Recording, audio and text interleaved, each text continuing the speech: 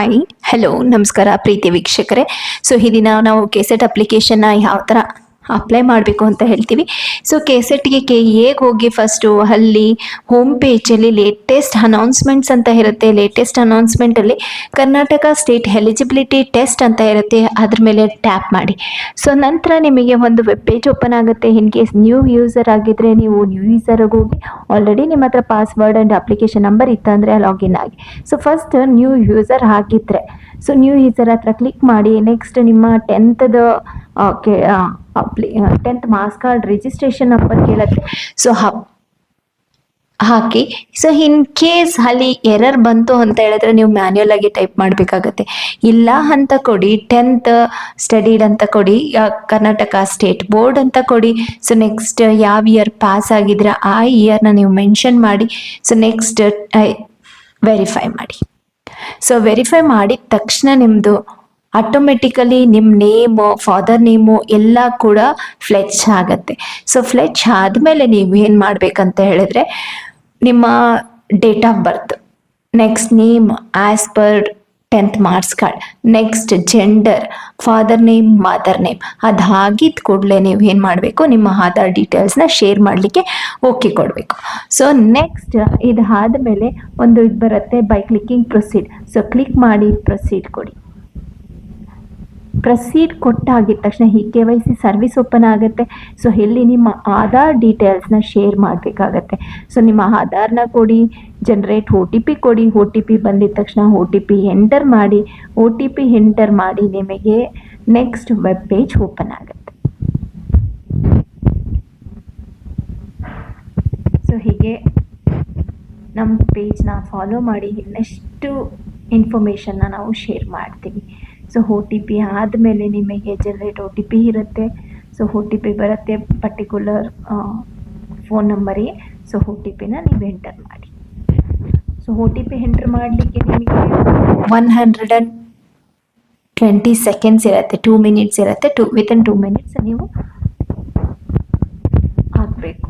So next ಅದಾದಮೇಲೆ ಎಲ್ಲ ನಿಮ್ಮ personal detail according to Aadhaar number ಏನಿದೆ ಆಧಾರ್ ಕಾರ್ಡಲ್ಲಿ ಅದೇ ಥರ ಫ್ಲೆಚ್ ಆಗಿರುತ್ತೆ. ಸೊ ನಾನು ಅದನ್ನು ತೋರಿಸ್ತಾ ಇಲ್ಲ. ನೆಕ್ಸ್ಟ್ ನಿಮ್ಮ ಕ್ವಾಲಿಫಿಕೇಷನ್ ಏನು ಅದು ಮತ್ತು ಮೇಲ್ ID, ಫೋನ್ ನಂಬರು ಎಲ್ಲ ಕೂಡ ಹಾಕಿ OTP ಜನರೇಟ್ ಮಾಡಿ. OTP ಜನರೇಟ್ ಮಾಡಿದ್ದಾದಮೇಲೆ ವೆರಿಫೈ ಮಾಡಿ. ಸೊ ನೆಕ್ಸ್ಟ್ ಬನ್ನಿ ಫೋಟೋ ಸಿಗ್ನೇಚರ್ ಎಲ್ಲ ಅಪ್ಲೋಡ್ ಮಾಡಿದ್ದಾದಮೇಲೆ ನಿಮಗೆ ಒಂದು ನಂಬರ್ ಜನರೇಟ್ ಆಗುತ್ತೆ, ಅಪ್ಲಿಕೇಶನ್ ನಂಬರ್. ಆ ಅಪ್ಲಿಕೇಶನ್ ನಂಬರಿಂದ ಮತ್ತೆ ಲಾಗಿನ್ ಪೇಜಿಗೆ ಬಂದು ಲಾಗಿನ್ ಆಗಿ. ಸೊ ಇಲ್ಲಿ ನೋಡಿ, ನೀವು SMS ಆದರೂ ತೊಗೋಬೋದು, ಮೇಲ್ ಆದರೂ ತೊಗೋಬೋದು, ವಾಟ್ಸಪ್ ಆದರೂ ತೊಗೋಬೋದು. ನಾನು SMS ತೊಗೊಂಡಿದ್ದೆ, ಸೊ ಹಾಗಾಗಿ ಹೋಗ್ತೀನಿ. ಸೊ ನೆಕ್ಸ್ಟ್ OTP ಹಾಕಿ. OTP ಹಾಕಿದ ತಕ್ಷಣ ವೆರಿಫೈ ಆಗುತ್ತೆ. ವೆರಿಫೈ ಆದರೂ ಕೂಡ ನೆಕ್ಸ್ಟ್ ಮತ್ತೆ ಪರ್ಸ್ನಲ್ ಡೀಟೇಲ್ಸ್ ಬರುತ್ತೆ. ಡೋಂಟ್ ವರಿ, ನಾನು ಅದನ್ನು ಕಟ್ ಮಾಡಿದ್ದೀನಿ. ನೆಕ್ಸ್ಟ್ ನೋಡಿ, ನಿಮ್ಮ gender and religion, mother tongue, ನಿಮ್ಮ ಕ್ವಾಲಿಫಿಕೇಷನ್ ಎಲ್ಲನೂ ಕೇಳುತ್ತೆ. ಸೊ ಎಲ್ಲನ ಹಾಕಿ ನೆಕ್ಸ್ಟ್ ನೀವು ಮ್ಯಾರಿಡ್ ಆಗಿದ್ದರೆ ಮ್ಯಾರಿಡ್ ಕೊಡಿ, ಅನ್ಮ್ಯಾರಿಡ್ ಇದ್ದರೆ ಅನ್ಮ್ಯಾರಿಡ್ ಕೊಡಿ. ಮ್ಯಾರಿಡ್ ಆಗಿದ್ದರೆ ನಿಮ್ಮ ಸ್ಪೌಸ್ ನೇಮ್ ಹಾಕಬೇಕಾಗತ್ತೆ, ಗಂಡ ಇಲ್ಲ ಹೆಂಡತಿ ಹೆಸರು. ಸೊ ನೆಕ್ಸ್ಟ್ ಆದಮೇಲೆ ಸೇವ್ ಇನ್ಫಾರ್ಮೇಷನ್ ಕೊಡಿ. ಸೇವ್ ಆಗುತ್ತೆ. ಸೇವ್ ಆಗಿದ ಮೇಲೆ ನಿಮಗೆ ಮತ್ತೆ ಈ ಥರ ಓಪನ್ ಆಗುತ್ತೆ. ಇನ್ನು ಕೆಟಗರಿ ಕ್ಲೇಮ್, ನೀವು SC ST category 2A 3B ಯಾವುದೇ ಆಗಿರಲು ನಿಮ್ಮ RD ನಂಬರ್ನ ಮೆನ್ಷನ್ ಮಾಡಬೇಕು. RD ನಂಬರ್ ಹಾಕಿದ್ಮೇಲೆ ಇನ್ ಕೇಸ್ ನೀವು ಫಿಸಿಕಲಿ ಚಾಲೆಂಜ್ಡ್ ಆಗಿದ್ದರೆ UID ನಂಬರ್ ಹಾಕಬೇಕು. ನೆಕ್ಸ್ಟ್ ನಿಮ್ಮದು ಜೆಂಡರ್ ಟ್ರಾನ್ಸ್ಜೆಂಡರ್ ಹಾಕಿದ್ರು ಕೂಡ ಅದರದ್ದು ನಂಬರ್ ಹಾಕಿ. ಸೊ ನೆಕ್ಸ್ಟ್ ಅದನ್ನು ಸೇವ್ ಕೊಡಿ. ಸೇವ್ ಕೊಟ್ಟಾದ ಮೇಲೆ ನೀವು ಯಾವೆಲ್ಲ ಕ್ಲೇಮ್ ಮಾಡ್ಕೊಂಡಿದ್ದೀರಾ ಅಂತ ಕೆಳಗಡೆ ತೋರಿಸುತ್ತೆ. ಅದ್ರ ಮೇಲೆ ಕ್ಲಿಕ್ ಮಾಡಿ. ನೆಕ್ಸ್ಟ್ ಕನ್ಫರ್ಮ್ ಏನು ಕೊಡೋ ಹಾಗಿಲ್ಲ. ಸೊ ನೆಕ್ಸ್ಟ್ ಅಂತ ಇರುತ್ತೆ. ನೆಕ್ಸ್ಟ್ ಹೋಗಿ. ಸೊ ನೆಕ್ಸ್ಟ್ ಹೋಗಿದ ತಕ್ಷಣ qualification detail UG and PG. So first ನೀವು PGದು ಹಾಕಿ, ಅದಾದಮೇಲೆ UGದು ಹಾಕಿ. ಇದು ಮ್ಯಾಂಡೇಟ್ರಿ ಇರುತ್ತೆ. ಸೊ ಅದು ಏನು ಹಾಕಿರ್ತೀವ ಅದೆಲ್ಲ ಸೇವ್ಡ್ ಕ್ವಾಲಿಫಿಕೇಷನಲ್ಲಿ ಬಂದು ಕೂತ್ಕೊಳ್ಳುತ್ತೆ. ಸೊ ಅದಾದಮೇಲೆ ನೆಕ್ಸ್ಟ್ ಕೊಡಿ. ಸೊ ನೆಕ್ಸ್ಟ್ ಕೊಟ್ಟಾದಮೇಲೆ ಯಾವ ಇಯರು ಏನು ಪ್ರತಿಯೊಂದು ಇಲ್ಲಿ ಅಪ್ಲೈ ಮಾಡಬೇಕು. ಟೋಟಲ್ ಮಾರ್ಕ್ಸ್, ಸೊ ಎಲ್ಲ ಎಷ್ಟು ಡ್ಯೂರೇಷನ್ ಮಾಡಿದ್ರೆ 3 ಇಯರ್ಸ್ 3 ಇಯರ್ಸ್, 4 ಇಯರ್ಸ್ ಆದರೆ 4 ಇಯರ್ಸ್, 2 ಇಯರ್ಸ್ ಆದರೆ 2 ಇಯರ್ಸ್. ಸೊ ಹೀಗೆ ಎಲ್ಲ ಮಾರ್ಕ್ಸ್ಗೆ ಸಹ ಎಂಟ್ರಿ ಮಾಡಬೇಕು. ಸೊ ಅದಾದಮೇಲೆ PGದು ಅಪ್ಲೈ ಮಾಡಿ. ಸೇಮ್ PGದು ಹೇಗಿರುತ್ತೆ, PGದಾದಮೇಲೆ UGದು ಮಾಡಿ. UGದು ಸಹ ಹಾಗೆ ಇರುತ್ತೆ. ಡಿಗ್ರಿ ಯಾವ್ದು ಮಾಡಿದ್ರ, ಯಾವ college, university, register number, total marks, marks obtained. So ಎಲ್ಲ ಕೂಡ ಇಲ್ಲೂ ಕೂಡ ನೀವು ಅಪ್ಲೈ ಮಾಡಬೇಕು. ಸೊ ನೆಕ್ಸ್ಟ್ ಅದಾದಮೇಲೆ ನೆಕ್ಸ್ಟ್ ಕೊಟ್ಟಾಗ ನಿಮ್ಮ photo, candidate photo, signature and left thumb impression. So ಇದನ್ನು ಅಪ್ಲೋಡ್ ಮಾಡಬೇಕು. ಇದೆಲ್ಲ ಕೂಡ ವಿತಿನ್ 50 KB ಇರಬೇಕು.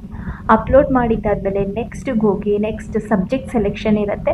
ಸೊ ನೀವು ಯಾವ ಸಬ್ಜೆಕ್ಟ್ 37 ಸಬ್ಜೆಕ್ಟ್ಸ್ ಇದೆ, ಅದರಲ್ಲಿ ನಿಮ್ಗೆ ಯಾವುದು PG ಮಾಡಿದ್ರೋ ಆ ಸಬ್ಜೆಕ್ಟ್ನ ತಗೊಳ್ಳಿ. ನೆಕ್ಸ್ಟ್ ಎಕ್ಸಾಮಿನೇಷನ್ ಸೆಂಟರ್ಸ್ ನಿಮಗೆ ನಿಯರ್ ಬೈ ಇರೋದು ಕೊಟ್ಟಿದೆ. ಬ್ಯಾಂಗ್ಳೂರ್ ಇದೆ, ಬೆಳಗಾವಿ, ಬಳ್ಳಾರಿ, ದಾವಣಗೆರೆ, ಧಾರವಾಡ, ಕಲಬುರಗಿ, ಮಂಗಳೂರು, ಮೈಸೂರು, ಶಿವಮೊಗ್ಗ, ಇದಕ್ಕೆ ಧಾರವಾಡ ಎಲ್ಲ ಕೊಟ್ಟಿದ್ದಾರೆ. ನಿಮ್ಗೆ ಯಾವುದು ನಿಯರ್ ಬೈ ಇರುತ್ತೋ ಅದನ್ನು ಸೆಂಟರ್ನ ಸೆಲೆಕ್ಟ್ ಮಾಡಿ, ಅದನ್ನು ಸೇವ್ ಕೊಡಿ. ಸೇವ್ ಕೊಟ್ಟಿದ್ದಾದಮೇಲೆ ನಿಮಗೆ ಯಾವುದಕ್ಕೆ ಯಾವುದು ಅಪ್ಲಿಕೇಶನ್ ಹಾಕಿದ್ದೀರಾ ಅಂತ ತೋರಿಸುತ್ತೆ.